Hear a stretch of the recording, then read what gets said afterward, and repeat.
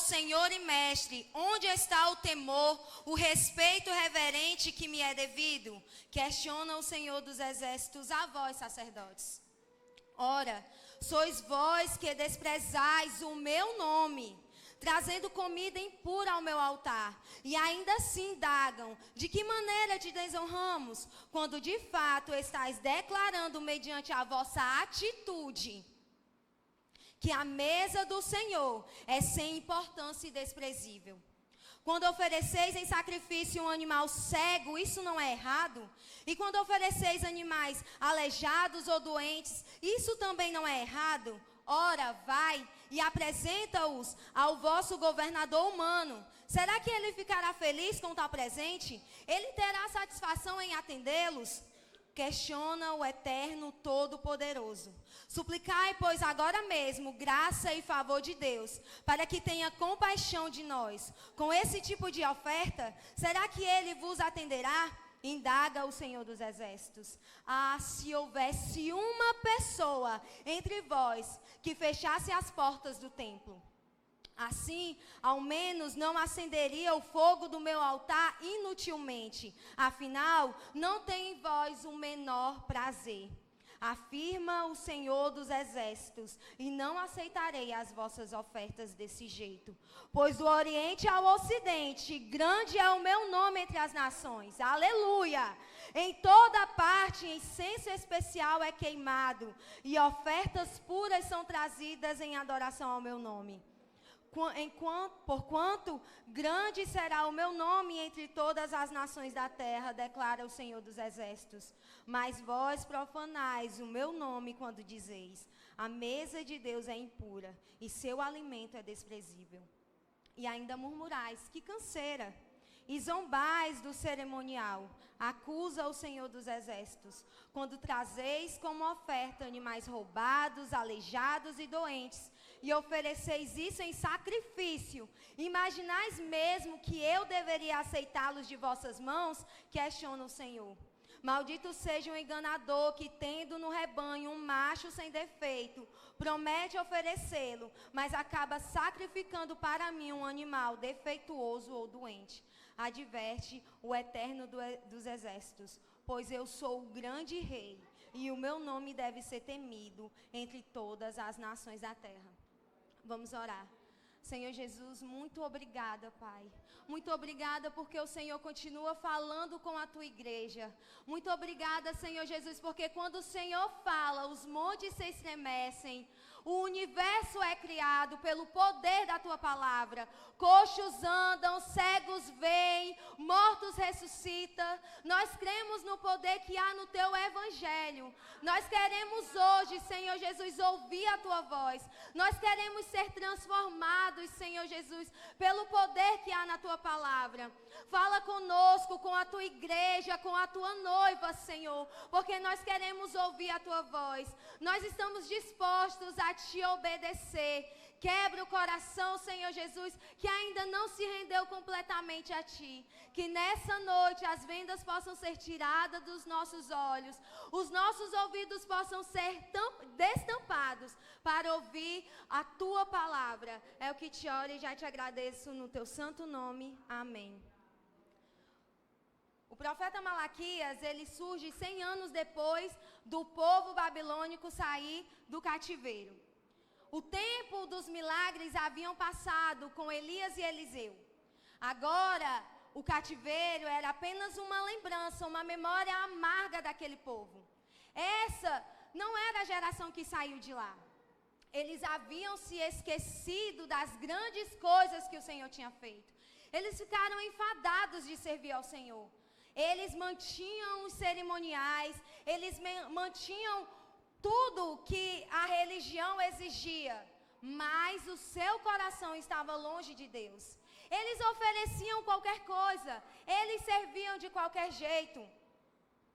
É por isso que quando o Senhor começa esse livro, traz a palavra sentença, porque era isso que o Senhor estava trazendo para aquele povo.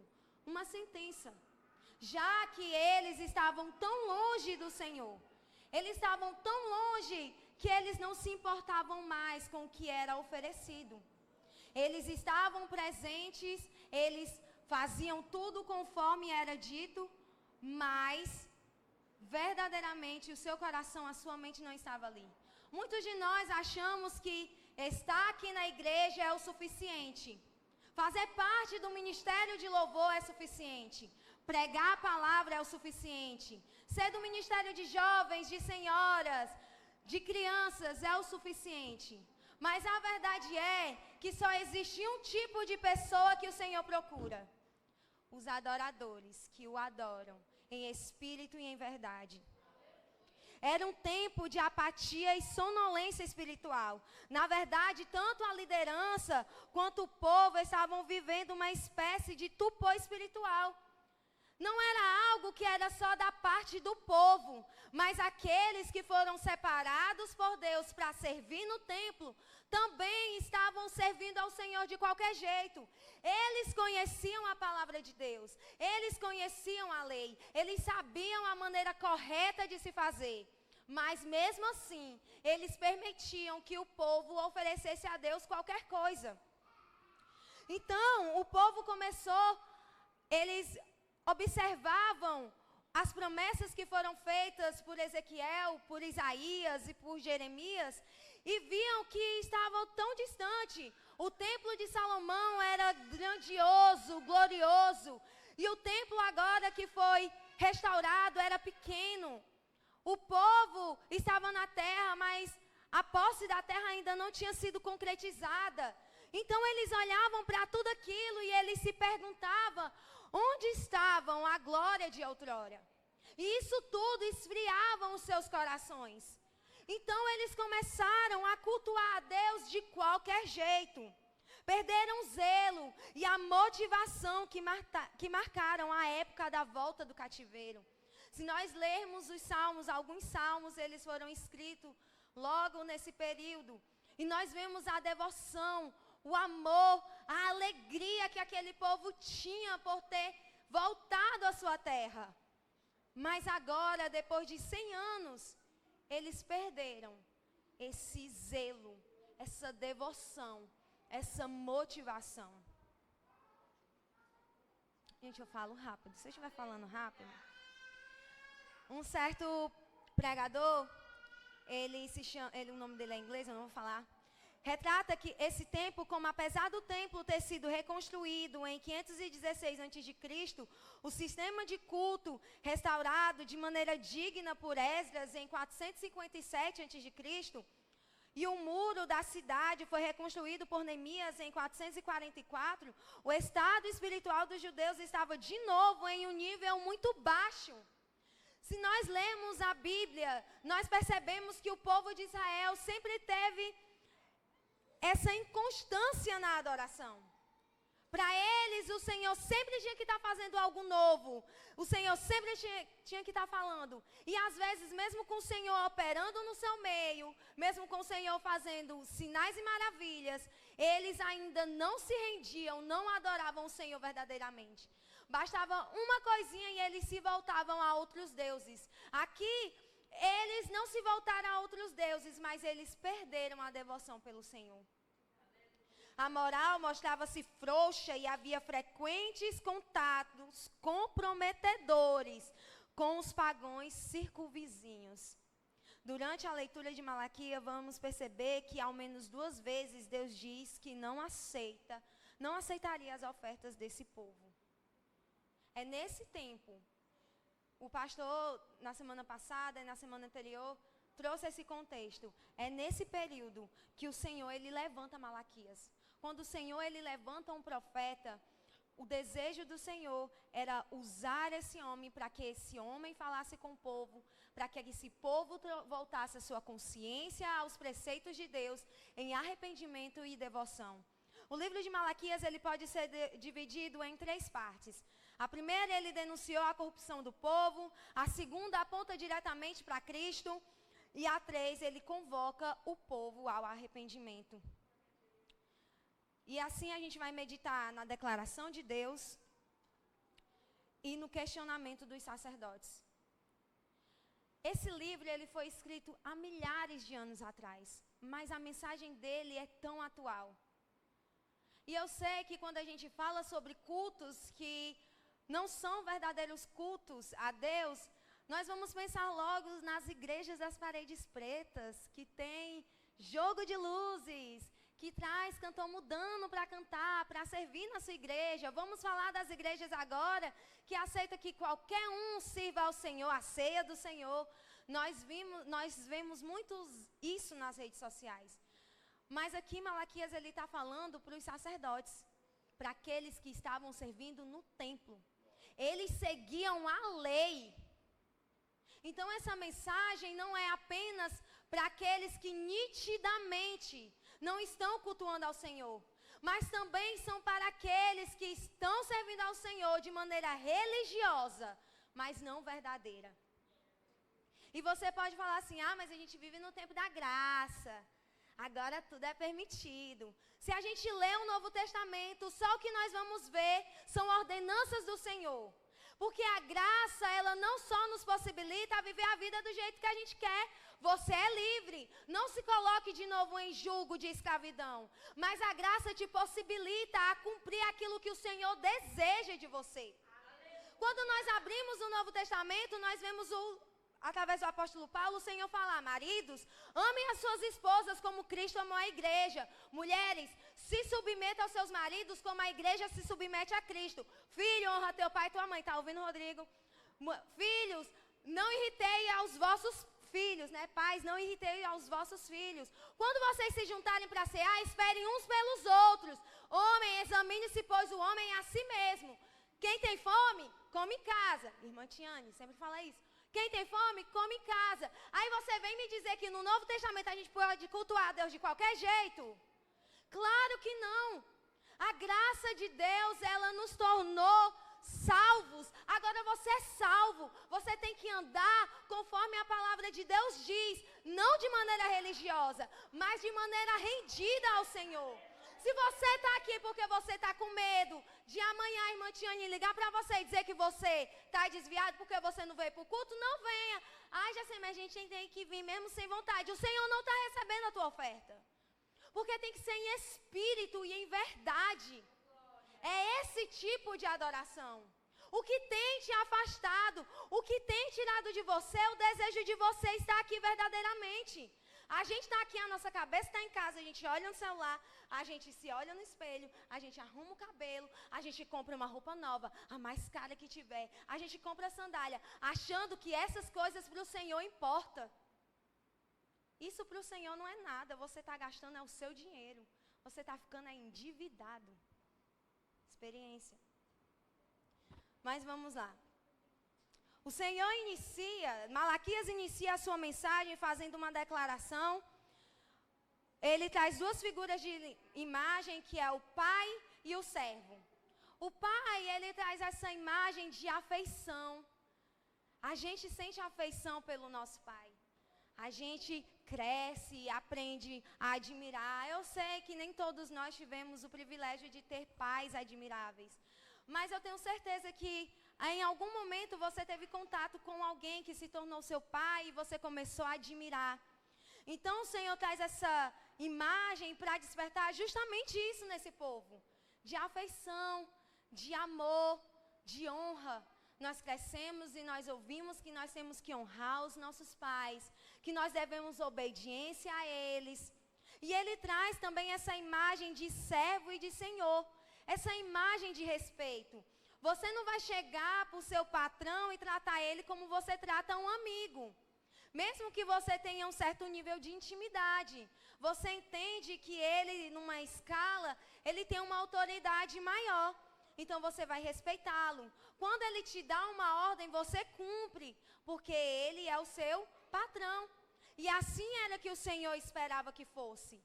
O povo chamava ele de pai, o povo chamava ele de Senhor, mas não honravam, não respeitavam.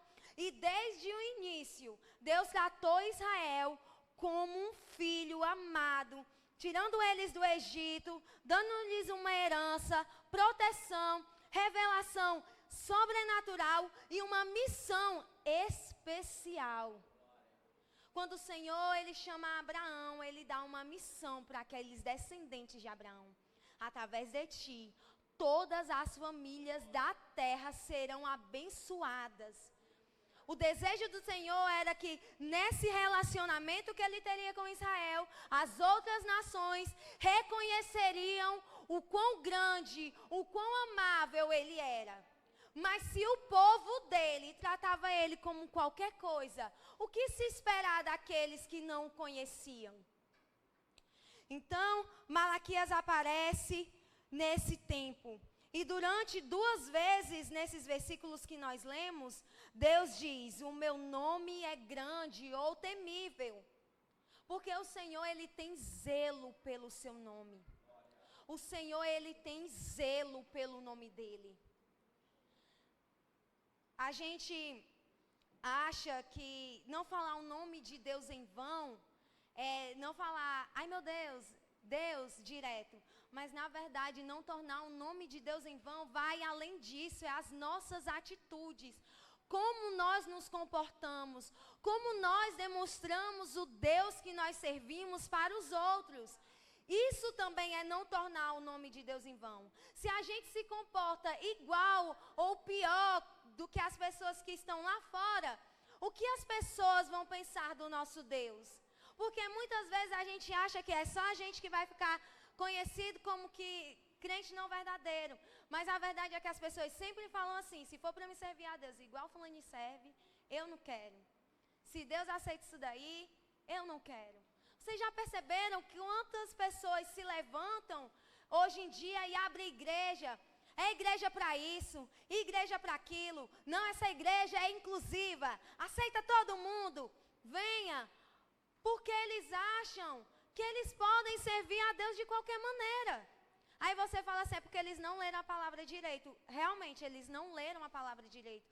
Mas é porque muitas vezes, quando eles olham para a igreja verdadeira do Senhor, eles veem que essa igreja está tão distante do padrão bíblico. Então, se a igreja que se diz verdadeira está fora da palavra de Deus, eles podem fazer o que eles quiserem. Então, os sacerdotes tinham perdido esse relacionamento pessoal com Deus. Eles eram profissionais da religião. Eles eram profissionais. Foi isso que se tornou para eles uma profissão. Eles iam lá, eles faziam o que tinham de fazer e voltavam para casa e estava tudo certo. Hoje eu posso vir aqui, oferecer a Deus qualquer coisa, o pastor recebe e está tudo certo. Eles eram assim. Eles recebiam as ofertas, não se importavam com o que a palavra dizia. Eles chamavam Deus de Pai e Senhor, mas não honravam nem o respeitavam como tal. Os antepassados, eles respeitaram a lei, mas agora a nova geração a desprezava. A gente acha que a geração que veio antes de nós é quadrada. Não, os tempos mudaram. Não, irmã, isso era antes, muito tempo antes. É porque a senhora veio de outra época. Agora as coisas mudaram. Então está tudo certo. Irmãos, Deus é o mesmo ontem, hoje e sempre Ele será o mesmo. Ele não muda. Então o padrão que Ele estabeleceu desde o princípio deve ser mantido. O mundo ele vai mudar. As ideologias do mundo vão mudar. Mas a palavra de Deus ela não muda. Então, eles queriam saber, eles se fazem de cínicos. Eles queriam saber aonde nós estamos te desprezando. E quantas vezes a gente faz isso para o Senhor? A gente fala assim, Senhor, mas eu estou indo para a tua igreja. Eu estou indo todo culto. Eu estou fazendo tanta coisa. E o Senhor ainda não está satisfeito. Irmãos, Deus, Ele não é qualquer um para aceitar qualquer coisa. Quem aceita qualquer coisa de qualquer jeito somos nós, que somos falhos, imperfeitos. Ele não. Ele é santo, Ele é digno, Ele merece o melhor que nós temos. Eles estavam cegos, endurecidos e cauterizados. Eles estavam errados e não admitiam.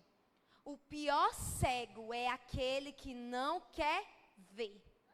Leia as escrituras, sabe o que a palavra de Deus diz, mas se faz de cego. Não, Senhor, eu não estou vendo. Não foi para mim. Não foi de Deus. E vai se afastando cada vez mais do Senhor, vai deixando de fazer conforme a vontade dEle e não percebe. A nossa adoração, ela precisa ser bíblica. Às vezes as pessoas pensam que as partes do culto público são um aspecto menor daquilo que constitui a igreja.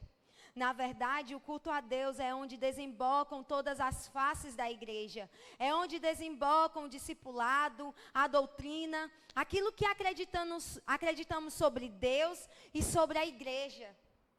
Augusto Nicodemos, ele fala no seu livro algo que eu achei muito lindo. Que o culto, ele revela o que a igreja pensa sobre si mesma, sobre Deus, sobre a igreja e sobre a salvação. Isso aqui é a maneira que você está demonstrando o seu relacionamento com Deus. A gente fala assim, o que importa é o que eu sou no secreto. Mas se você não tem uma vida no secreto, você vai demonstrar aqui. Você se alimenta lá para trazer para cá e para compartilhar com seus irmãos. Isso aqui é a mesa do Senhor. Isso aqui é a mesa do Senhor. Quando a gente se junta, cada um carrega um pouco daquilo que o Senhor lhe deu no secreto. Uns têm cânticos, outros têm salmos, outros têm revelações, outros têm uma palavra de consolo.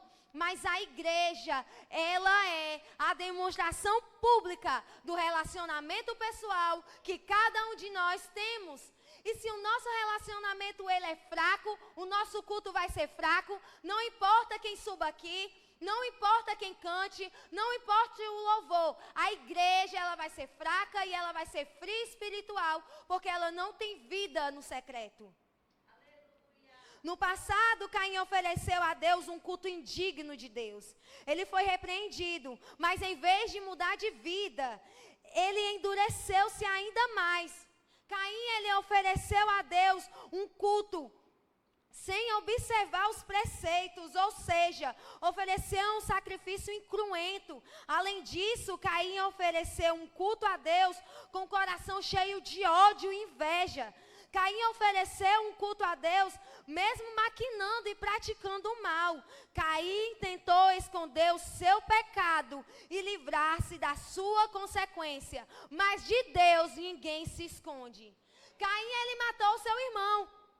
Ele ficou com inveja porque o culto que o seu irmão ofereceu foi aceito por Deus.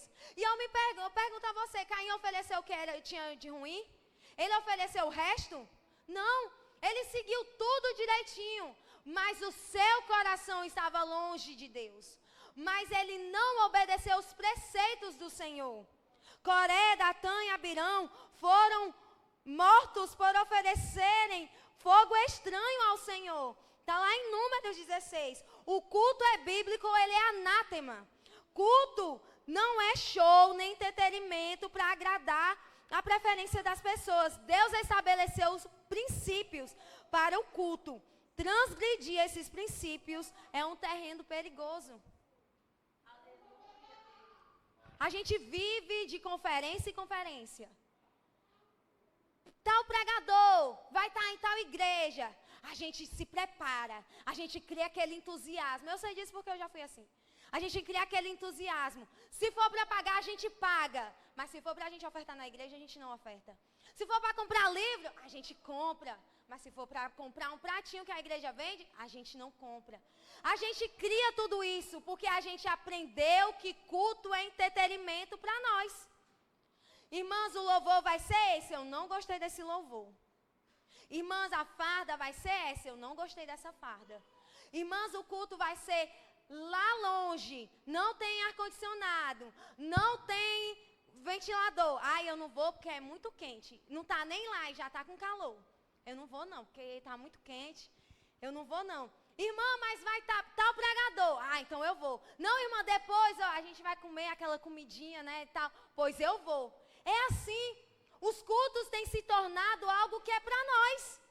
Para a gente se sentir bem, para a gente se sentir agradável, para a gente se sentir amado. Vamos mudar a mensagem. Não vamos mais pegar a Bíblia não, porque a Bíblia ofende.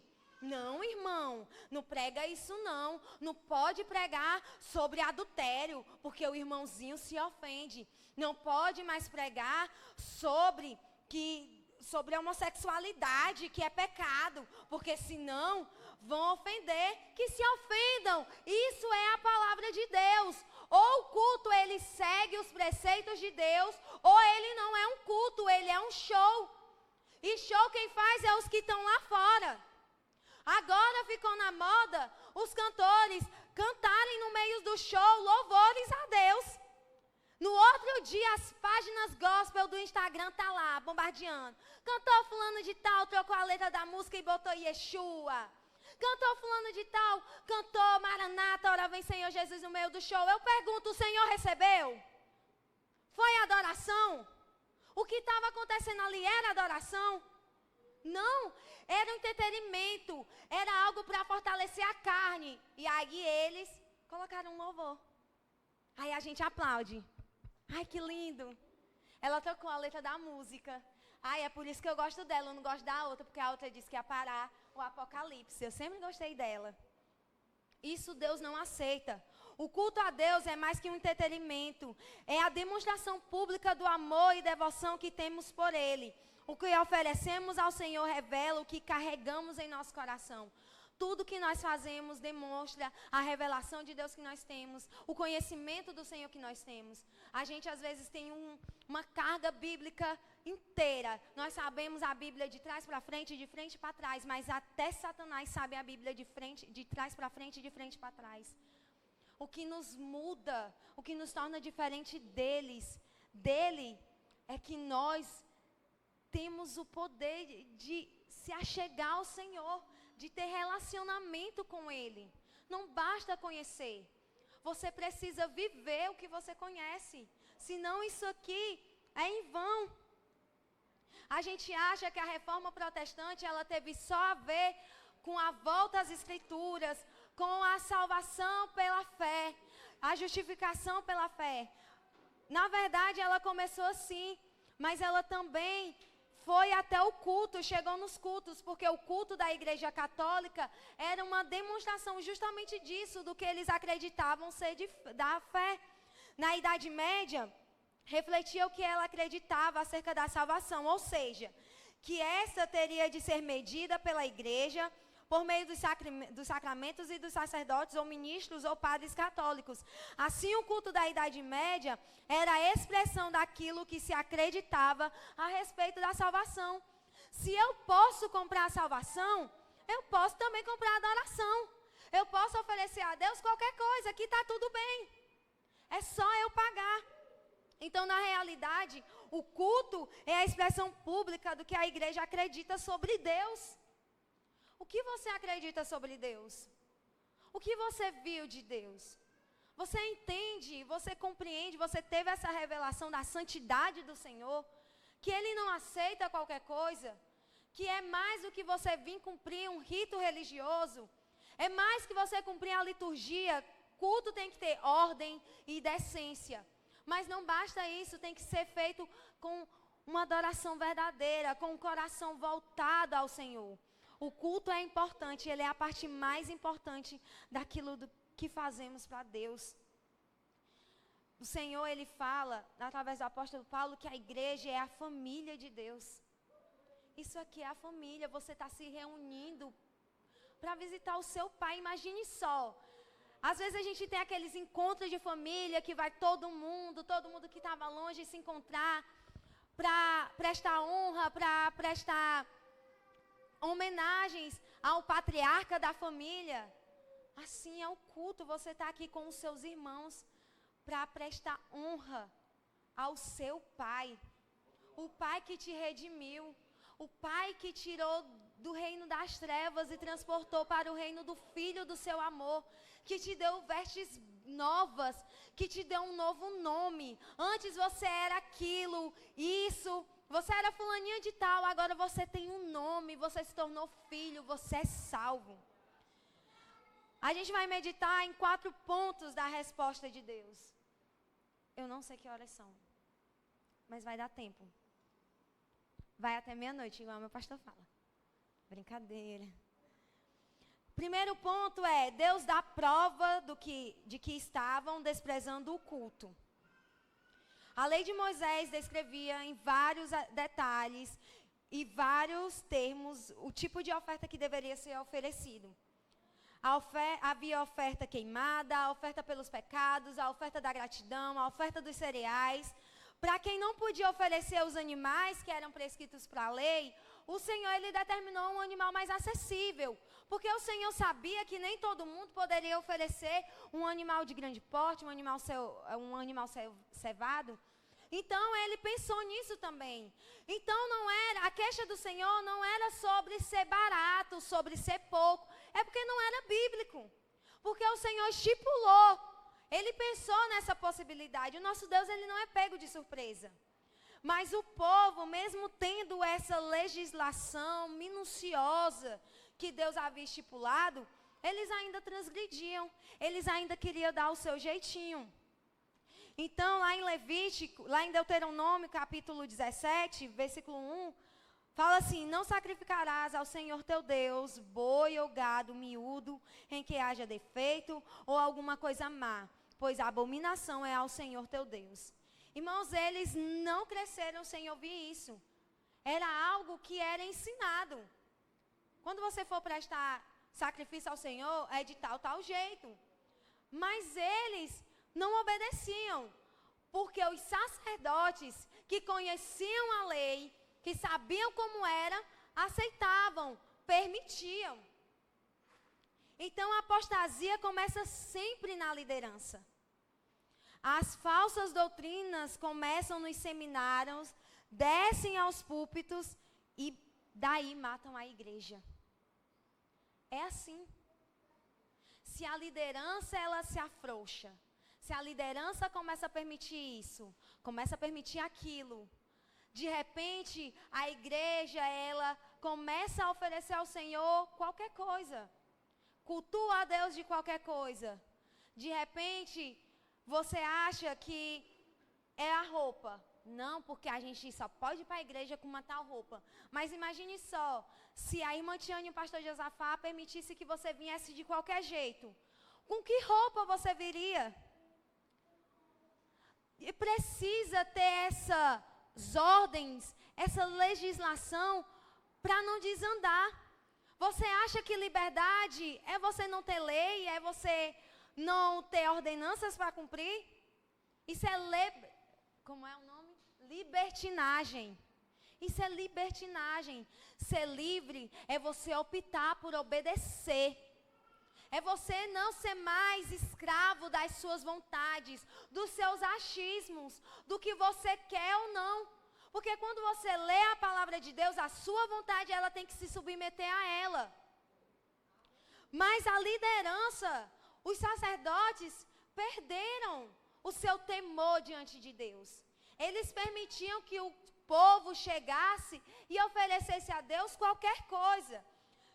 Fizesse de qualquer jeito. E a resposta de Deus é: eu não aceito suas ofertas porque são miúdas. Podem até ter sido trazidas com a melhor das intenções, mas não estão dentro do padrão que eu estabeleci. As pessoas podem até adorar a Deus do seu modo, mesmo estando cheias de boas intenções. Mas quem regula o culto a Deus é Ele mesmo e não nós. Vocês já ouviram aquele dizer que fala assim: de boas intenções o inferno está cheio? Aí você fala assim: Deus só quer o meu coração. O que é que Deus vai fazer com o teu coração? Você já parou para analisar o teu coração, para ver a sujeira que está no teu coração? O que é que Deus ele vai fazer com o teu coração? Agora, Deus, Ele quer um coração que esteja disposto a obedecer, que seja ensinável, que seja maleável nas mãos dEle. Davi, ele era um homem segundo o coração de Deus, não era porque Davi, ele era diferente. Davi, ele pecou. Por que Davi era um homem segundo o coração de Deus? Porque quando Davi ele foi repreendido, ele não virou as costas, ele não ficou com raiva, mas ele se submeteu à ordenança do Senhor. Ele amava o Senhor, ele tinha um coração quebrantado. Ele fala lá no Salmo 51 que se o Senhor quisesse sacrifício, Ele daria. Mas os sacrifícios agradáveis ao Senhor é um coração quebrantado, é um coração humilde, contrito na sua presença.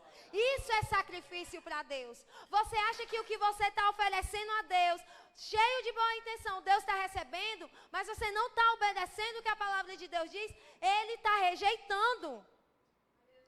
Havia fortes sintomas da degeneração da fé que Israel tinha. O que se manifesta nas ofertas que eram dadas a Deus. A gente chega aqui no culto, a gente acha que o culto é um clube. Eu venho aqui para conversar, eu venho aqui para botar o papo em dia. Bota o papo em dia quando o culto acabar. Não, você vem para o culto porque você tem que marcar presença. Não, você tem que vir para o culto para você se mostrar. Não, eu tenho que ir para o culto porque se eu não for, ninguém louva. Se eu não for, ninguém prega. Se eu não for para a escola bíblica dominical, ninguém ensina. Irmãos, a pessoa mais importante do culto é o Senhor. Quem não pode faltar é Ele. Ele tem que ser o centro. Ele tem que ser o centro de tudo. É Ele.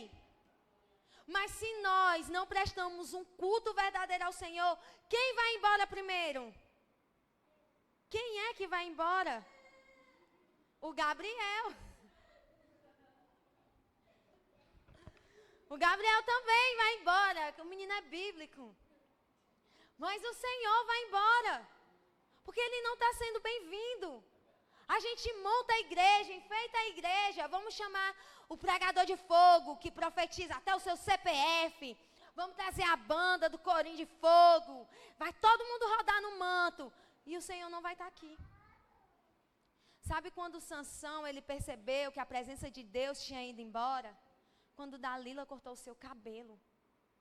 A gente precisa perder coisas para entender que o Senhor se foi. De repente a igreja começa a se esvaziar e você percebe que tem alguma coisa de errado. É porque o Senhor não habita em lugares sujos. É porque o Senhor não habita onde tem contenda. O nosso Deus é Deus de ordem. O nosso Deus, Ele é santo.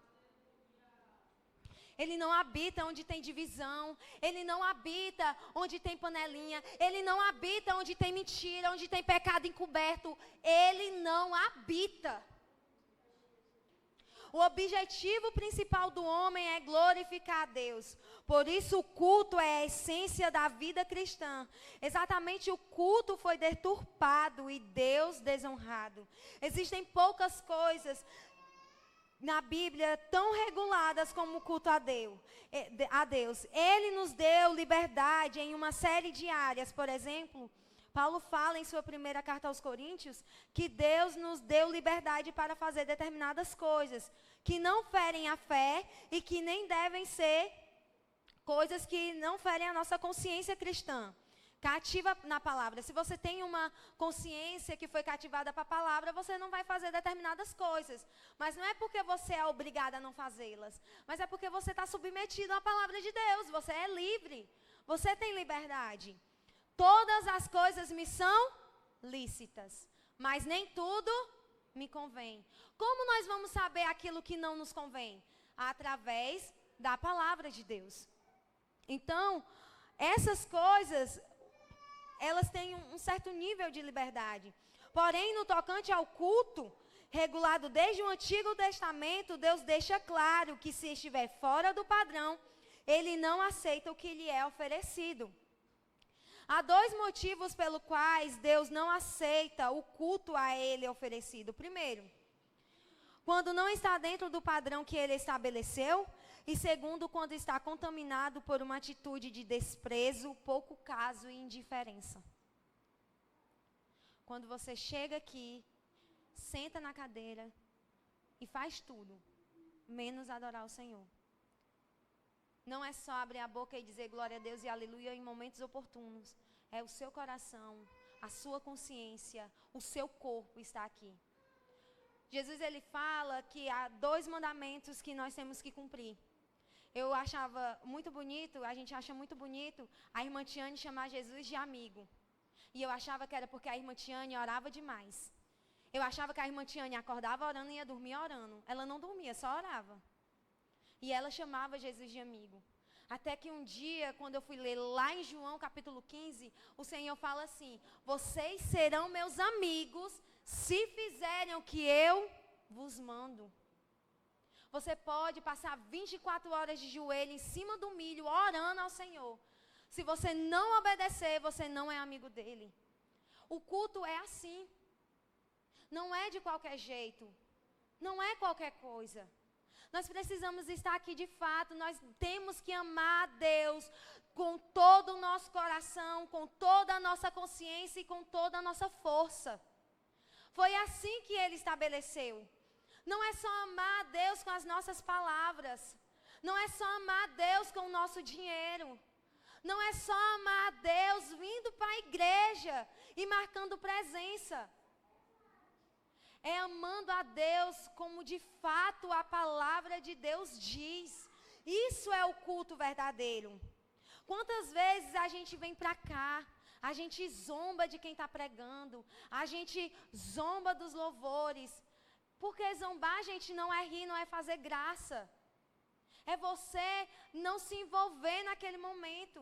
É você desprezar o que está sendo oferecido. O Senhor tem uma mesa posta para você. E isso não é só em culto de Santa Ceia que a gente vem e monta a mesa do Senhor com pão e com vinho. O Senhor, Ele preparou uma mesa posta para nós. Quando a palavra dEle é pregada, quando há louvores, você tem uma oportunidade de se juntar com seus irmãos e louvar a Deus. Isso é só um ensaio do que nós vamos fazer quando a gente chegar no céu. E se você não valoriza o que está sendo feito aqui, o que é que você quer fazer no céu? Porque isso aqui é o que a gente está ensaiando para fazer quando a gente chegar lá. Deus queria que o seu povo priorizasse, desse a Ele o seu melhor, que o amasse em primeiro lugar e que as coisas de Deus tivessem um lugar de honra em sua vida. Portanto, o problema não era o animal em si. A questão não é que Deus não fosse sensível à situação daquele israelita, mas sim uma questão de princípios.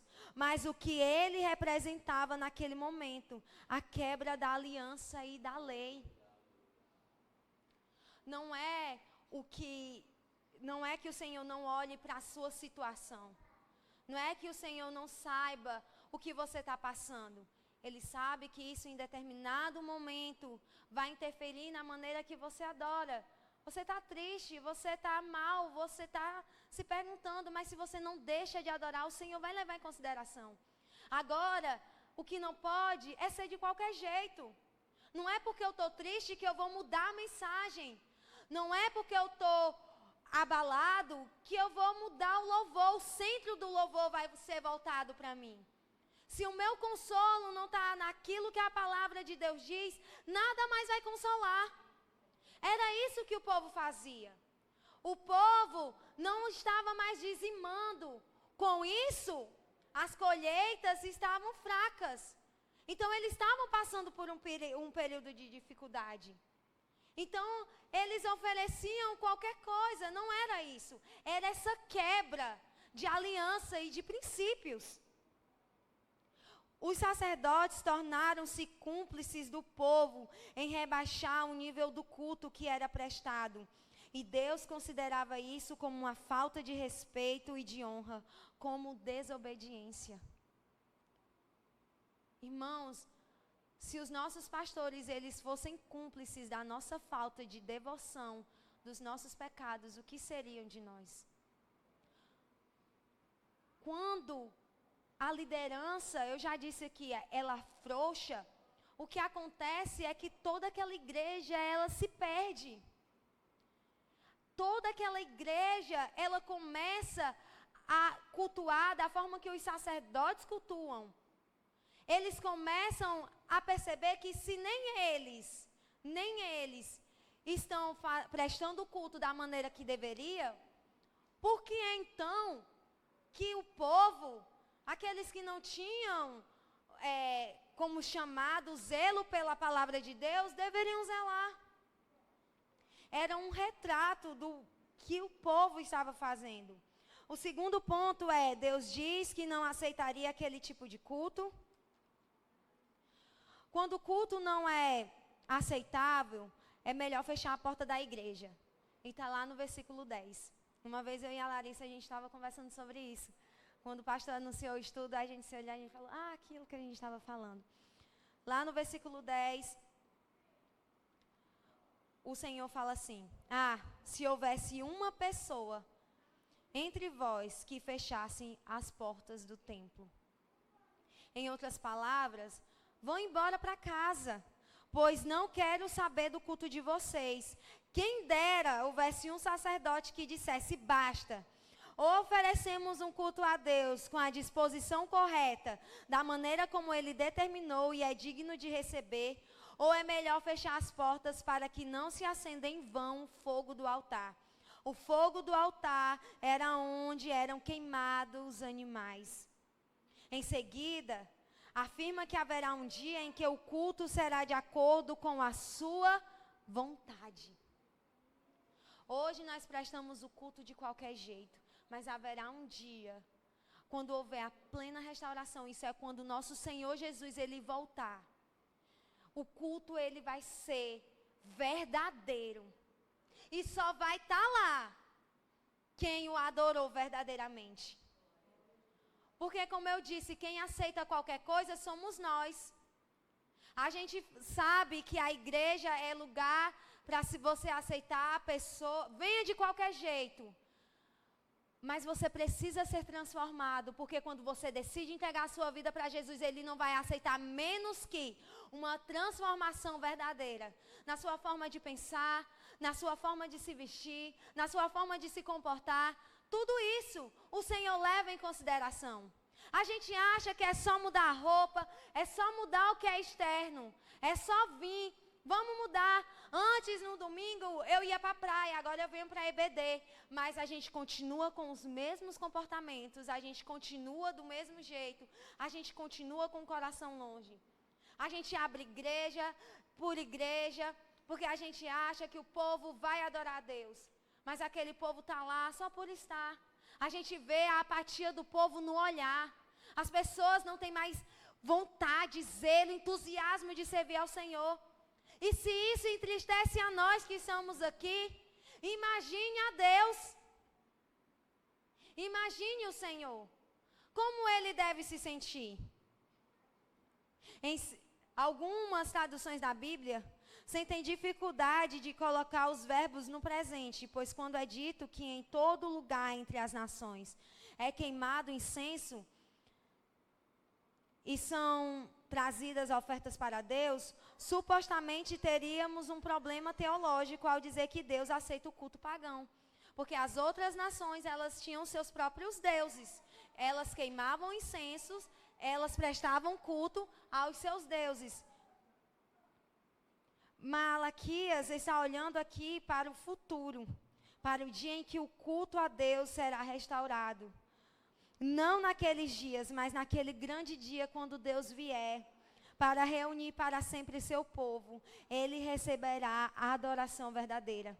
Quando Deus não tem prazer no ofertante, Ele não aceita a oferta.